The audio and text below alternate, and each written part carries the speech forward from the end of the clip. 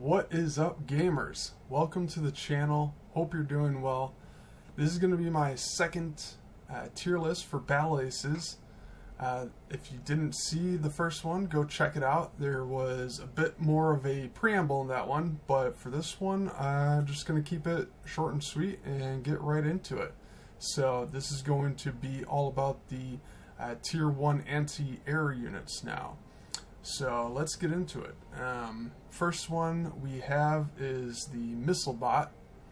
The Missile Bot is going to have to be my S tier. Gonna again start out with I think my top unit for the tier 1 anti-air units. The Missile Bot just has overall really good stats. And the overclock ability that it has, increasing its attack speed and movement speed, I think just makes it the best overall anti-air unit in the game. With that ability going, the stats are just insane compared to the other units, and it can take out most tier 2 air units as well as even tier 3 air units. So I think that just easily makes it the top anti-air unit in the game. So next up we are going to have the Beetle. The Beetle, the Beetle's got pretty good stats all around, but there's nothing really unique or special about it. So, I'm going to put it in B for now. I might move it up to the A because the stats on it are decent, but it doesn't really compare to some of the other units that have, like the abilities on top of it and stuff. So we'll kind of wait and see on that one, if that one changes at all. So next up, we're going to have the Blink Hunter. Blink Hunter, I almost want to put it in the S tier, but I think I gotta put it in the A tier. It's got decent stats again, but the blink ability that it has is just super nice to have, especially on an anti-air ground unit. So normally what you'll see is your opponent will sneak over some air units onto your side of the map, and they'll put them off of the map. So ground units can't get to them.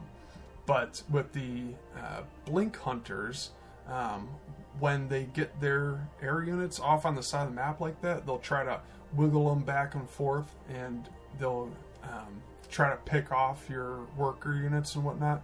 And so it's nice having these Blink Hunters sometimes, because you can just surprise your opponent and blink in real quick, get some shots off, maybe kill an air unit or two. And so they are pretty good when it comes to defending against air units like that.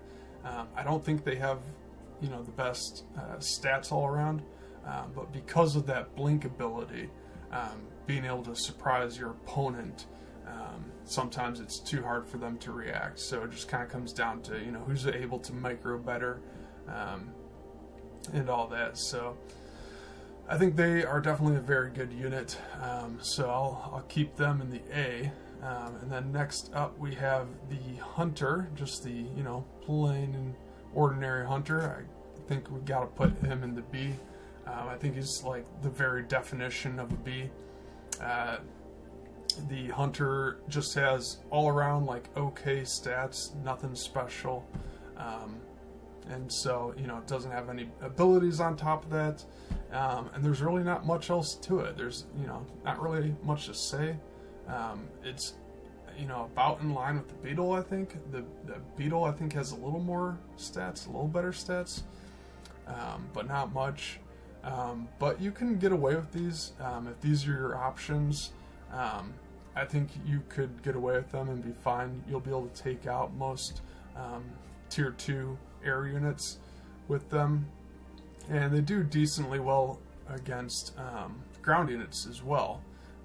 So that's the thing about these anti-air units. They're more expensive than the other tier 1 ground units, but they do have the ability, of course, to shoot the opponent's air units, but also to shoot at the ground units as well. So they're very useful in that regard. But so yeah, that's the Hunter. That'll be rounding out the B tier, I think, because next up we have the Recall Hunter, and this one, again, it's tough. You know, I think it's so hard to say. I think I'll put this in A tier. I don't know if I want to put it up above the Blink or not. I think I'll put it a little below the Blink.